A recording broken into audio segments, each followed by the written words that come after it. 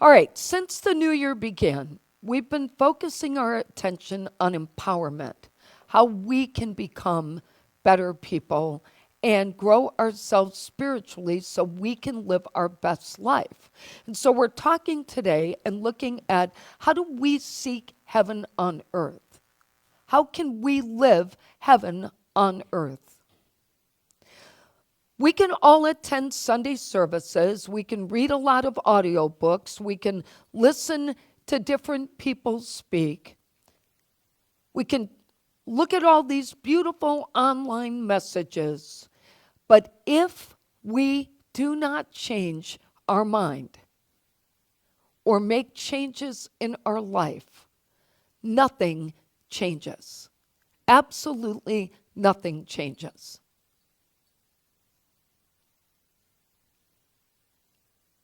Reverend Shawn talked last week about his spiritual journey and going from the religious upbringing he had to try and travel through unity.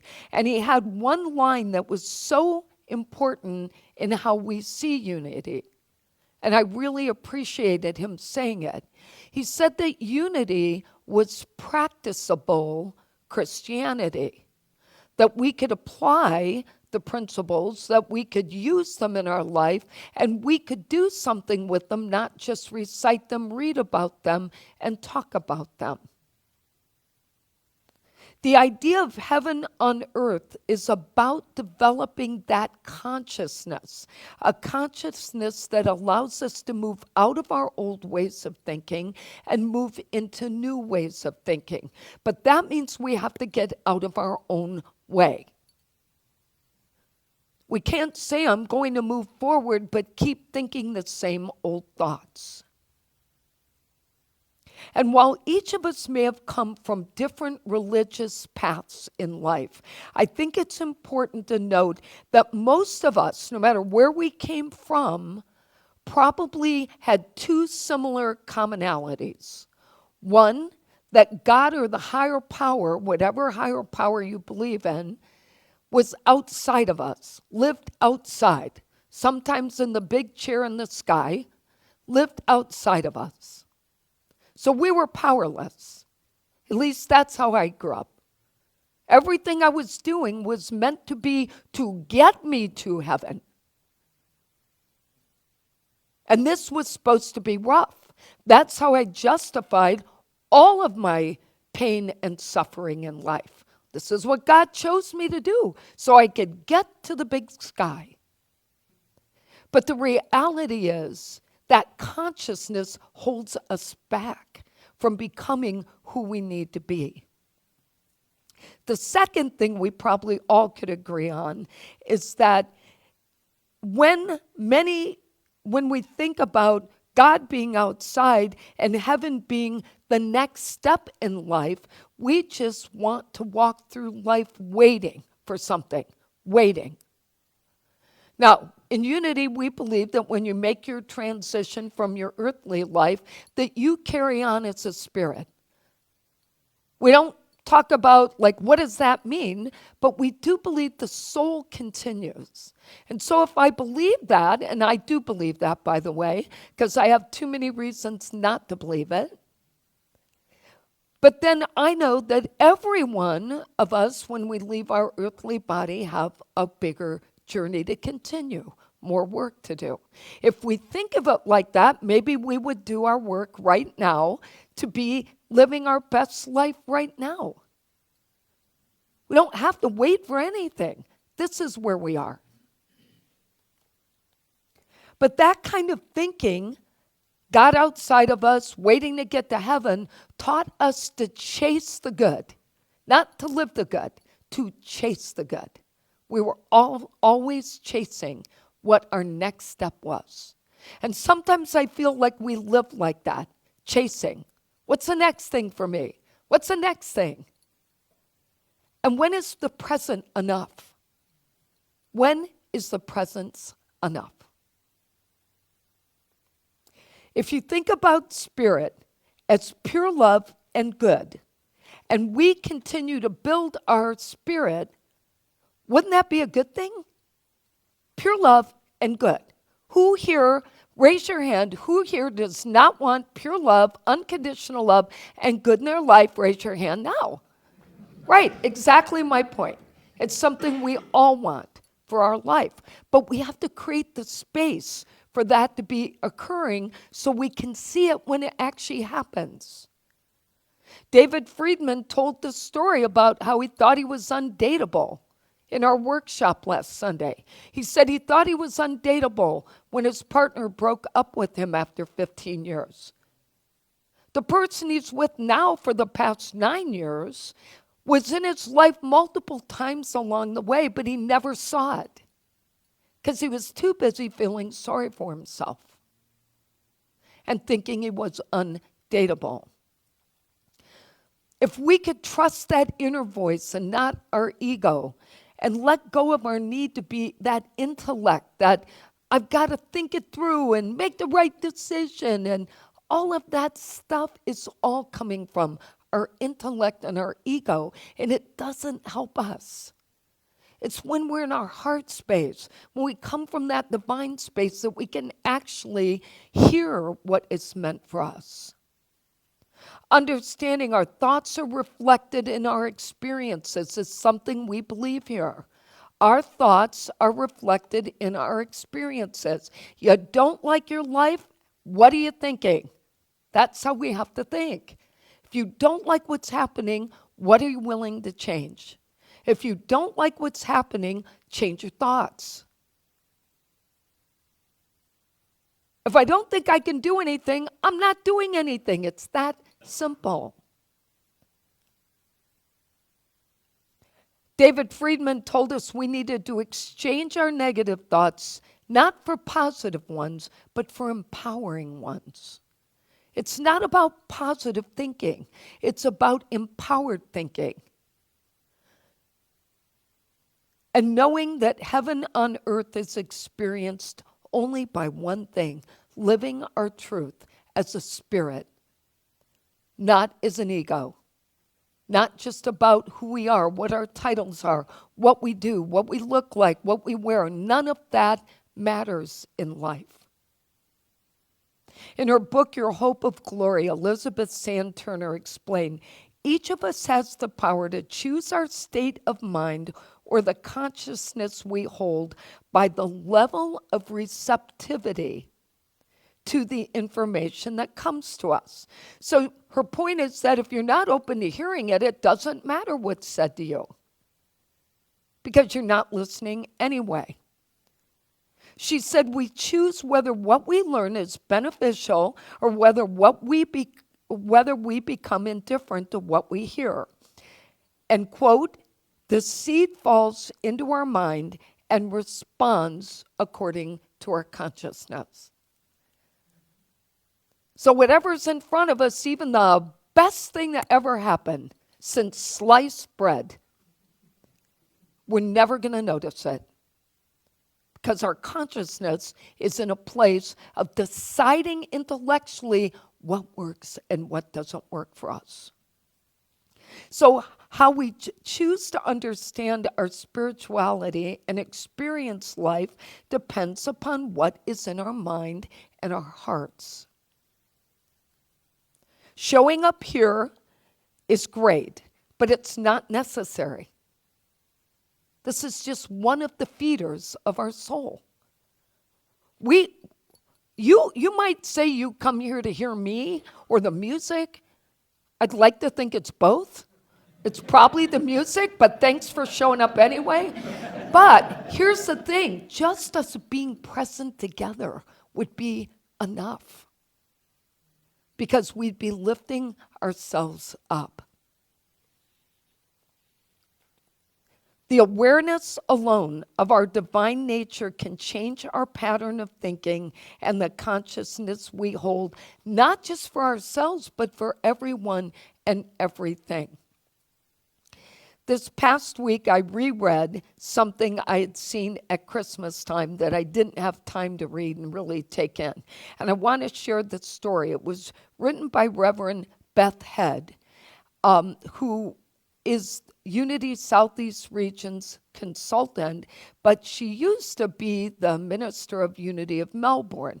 And literally 20 plus years ago, I spoke at her church for her. And so I saw her name and thought, oh my gosh, I love her. And she tells this great story that reminds us of how stuck we can be. Some of you may know the story about elephants and how they grow up, but I'm going to share it for those who don't. When circus elephants are young, their trainers place a steel band around one of their legs with a long chain attached to it. The loose end of the chain is put over a stake in the ground. The young elephant will try to free himself by pulling against the chain, but doesn't have the strength to pull the stake out of the ground, so he is unable to escape. Over the following months and years, the elephant grows larger and stronger, could easily pull that stake out, but he won't. As long as the animal wears the steel band on one leg, it will not even try to move from being captive to being free. The elephant learns early in life that it's useless to struggle against the chain. He becomes resigned to the situation. It becomes the truth for him. But why? When the elephant is 10 to 11 feet tall and weighs thousands of pounds, why won't the elephant pull the stake out of the ground? Why would the animal be kept in place by a single steel band, a small chain? Because, she said, he has been conditioned by his past, because he has a limiting belief that while it was once true, is no longer true, and he does not even recognize that truth. He doesn't know that just one small change in his behavior would snap that chain like a twig, and he'd be able to escape. He doesn't know that it would be so easy for him to get out of entrapment. But isn't this similar to what we do? All of us have conditioned ourselves to believe in what we believe that is preventing us from having our best life. We've told ourselves. So just like the elephant, we're stuck. And years go on, and years go on, and years go on, and we learn more. We have more books on our shelf. And what? We're still struggling. Elizabeth Sand Turner explains that realizing the kingdom within is the highest ideal we can set for ourselves. And she talks about getting into our divine presence instead of our human presence, focusing on that power within us instead of all the head talk that tells us we're not capable or we're not good enough. She said in order for us to find the kingdom of heaven, we have to eliminate all inharmonious ideas and thoughts that go through our mind and align to divine standards, which are super simple: unconditional love, unconditional acceptance, the ability to tolerate what doesn't resonate to us, and peace. That's it. You can read the whole Bible again, feel free, but there are only 4 things that are ever really said over and over again. It's about being divine love, living that. There's a message in her book that appears apparently in the Metaphysical Dictionary, and I really like this. It says, heaven is not confined to man's consciousness. It is everywhere present. When man's mind and body are in harmonious relation to divine ideas, his true thoughts flow into the realm of manifestation and bring forth the kingdom in the earth as in heaven. It's a great definition to help us. But let's break it down simply.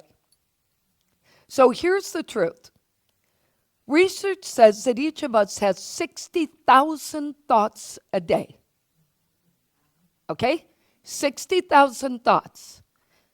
75% of those are negative. 60,000 thoughts, 75% are negative. 95% are repetitive. Now think that through.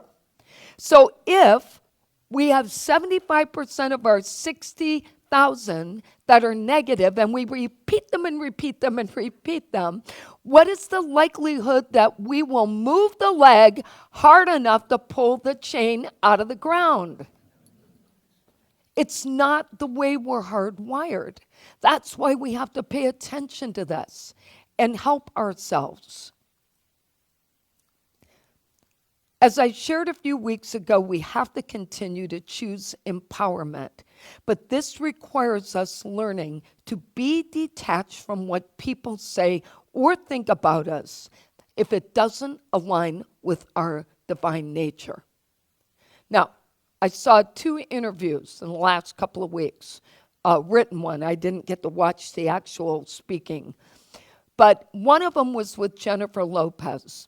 And people were apparently interviewing her about, her relationship with Ben Affleck. And the fact that this was, her 7th marriage. And what did she think about that? And what about you two? You were together before. How did you not stay together? She said, and I'm quoting, "We are not who we were before. And we also know what's important, what's really important in life. And it's not so much what other people think. It's about being true to who you are." Then they interviewed Tom Brady's ex, Giselle. Is it Bunchen?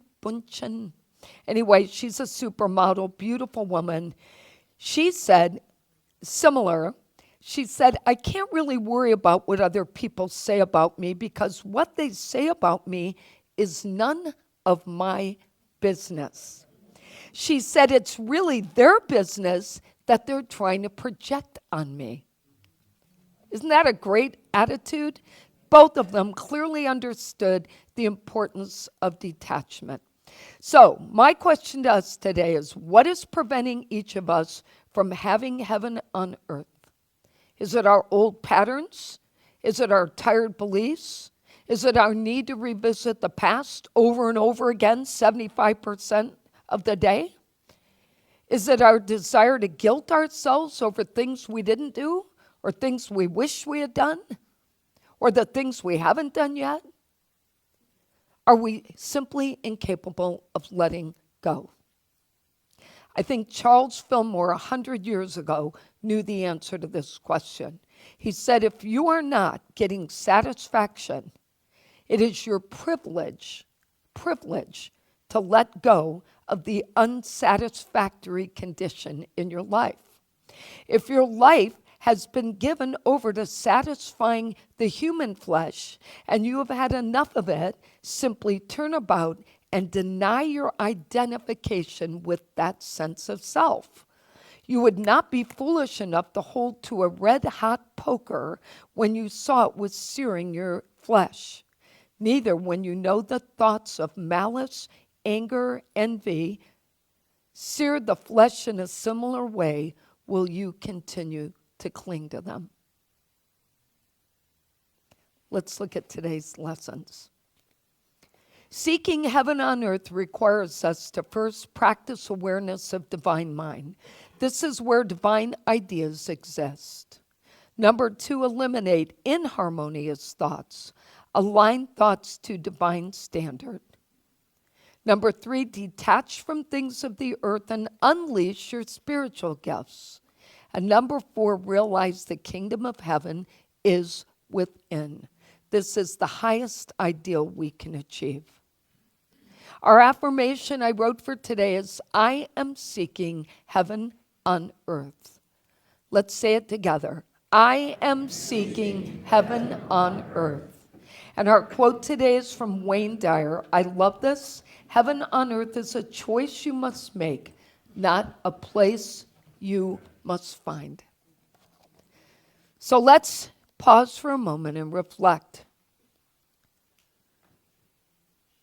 So we give thanks for the divine nature within us, for the opportunity to change our ways, to change our thoughts, to strengthen ourselves enough to pull the stake out of the ground and be free, to live the life we were meant to live.